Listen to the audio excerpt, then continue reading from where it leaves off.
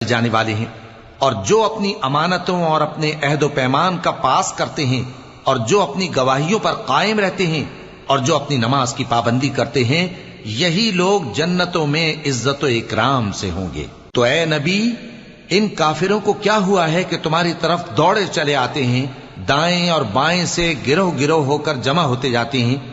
کیا ان میں سے ہر شخص یہ امید رکھتا ہے کہ نعمت کے باغ میں داخل کیا جائے گا؟ ہرگز نہیں۔ ہم نے ان کو اس چیز سے پیدا کیا ہے جسے یہ جانتے ہیں۔